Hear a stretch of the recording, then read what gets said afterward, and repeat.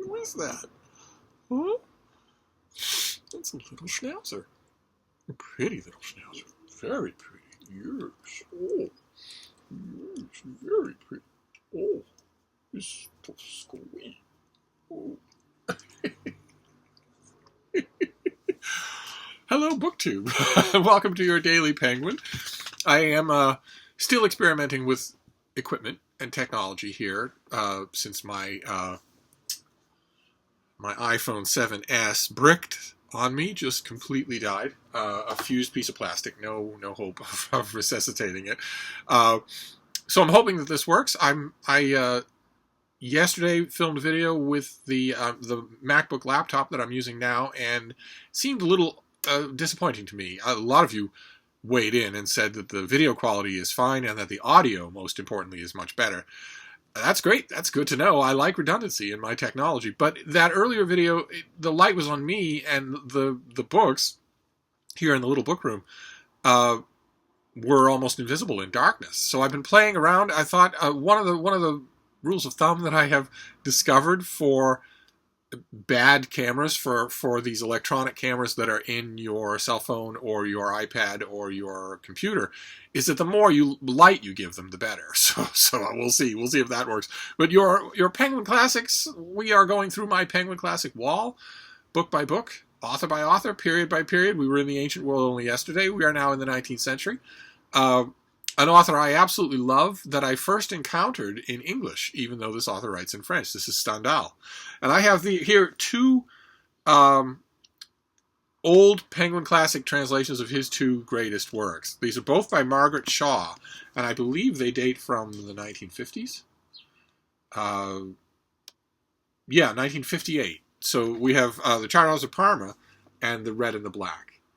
And these are just battered old Penguin mass market paperbacks.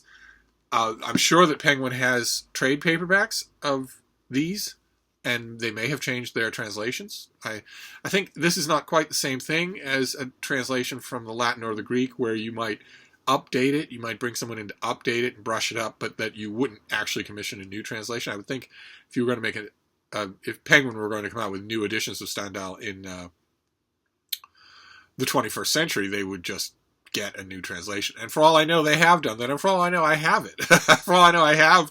It would only be these two, and maybe I can think of maybe one other book that I might have by this author. I think Penguin only does 3 works by this author. So I'm pretty sure I have them all, and it's a perfect indication of the sloppiness of this Penguin wall that they aren't together. But these two were, because I have a bit of a sweet tooth, not only for this author. I absolutely love him, the massive unbridled passion of his novels. I just love it. But also I also have a sweet tooth for period translations. Several of you have commented that Constance Garnett and Rosemary Edmonds are my favorite Tolstoy translations, even though the ethos, the trends, the fads, the insights, whatever, of translation have moved on in the 60 years since then. And the same thing is true here. I encountered this author before I read him in French. I encountered him in English through the Shaw translation, so I have a sweet spot for them. And I don't know how much Stendhal is taught these days. I don't know actually how much this author is read. I'm curious to know, have you ever read, for instance, either of these two books? These are his two famous books. Have you read either one of them? Did you encounter him in school, at university? Was he on any kind of reading list? I'm curious to know about that. I never hear people talk about reading or loving this author, and I don't know why that would be, because these novels are terrific. Both of them are terrific.